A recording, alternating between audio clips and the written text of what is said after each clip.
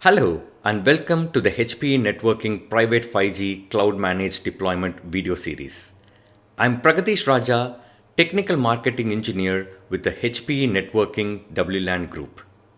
In this video, I will walk you through the basic configuration steps required to bring up a single small cell radio using a 5G indoor radio as an example. Starting from scratch, we will configure the radio and connect it to the core so it is fully operational and ready to connect user equipments or UEs. We will review the physical cable connections for the small cell radio, perform step-by-step configuration of the indoor 5G radio, and establish communication with the private 5G core. Before proceeding with the small cell radio configuration, please watch the on-site network plan for P5G and P5G core deployment videos to ensure the private 5G core is up and running that is required for the radio to connect. Let's get started. The first step is to connect a PC or a laptop to the LAN port of the radio. Using the default LAN IP and the default credentials provided in the manual, log in to the radio's user interface. This will allow us to access all the settings required for configurations through the UI. Once logged in, navigate to Settings and select WAN. This is where the network connectivity is configured. You can choose either DHCP or a static IP.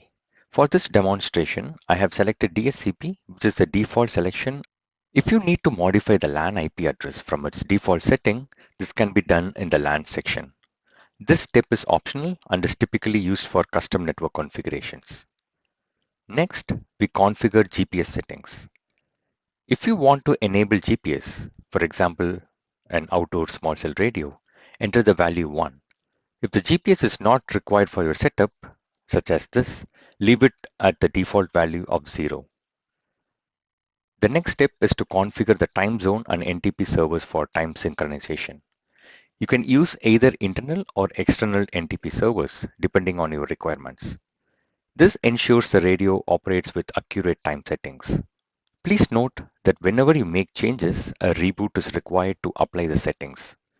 To save time, we will make all the necessary configurations first and reboot at the end. If PTP synchronization is necessary for your deployment, you can configure the PTP IP, profile, and mode on this page. However, since this setup involves only one radio, I am disabling PTP by entering the value 0 and changing the sync mode from time to free_running. To disable the sending of analytics data, navigate to the TR069 management page and turn off the HEMS server option. This is an optional step based on your system's data management requirements.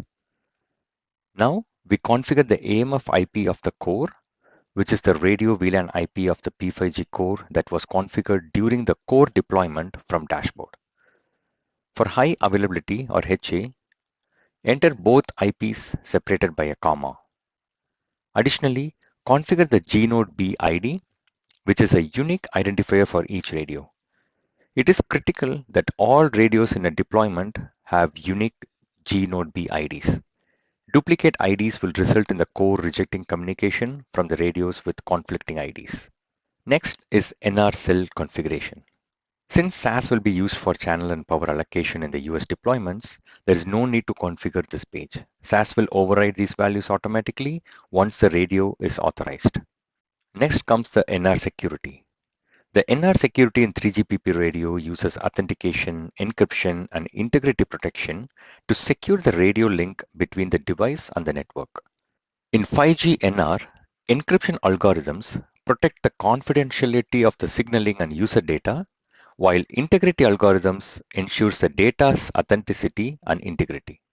These symmetric key algorithms are selected by the network on the user device during a secure setup process to encrypt both signaling and the user data traffic. If you need to change the default UI password, you can do so in the HTTP password page. This is a recommended step for securing the interface. Finally, let's configure the SAS parameters. HPE radios come preloaded with a unique FCC ID and the SAS server URL. The inputs required are the user ID for SAS and is provided by HPE, which is unique to each customer. This ID is verified by the SAS provider during the grant process. Along with this, the latitude and longitude and the height where the small cell radios are deployed is also provided. Since we are using a category A indoor radio, CPI installation is not required. However, if you are working with a category B radio or an outdoor installation, CPI installation is mandatory. The installer must complete a single-step registration with SAS, providing the necessary details and CPI signature to ensure compliance. Before proceeding, verify the firmware version by navigating to the firmware page.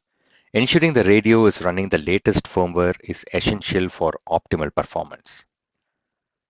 With all the configurations complete, we can now reboot the radio to apply these changes.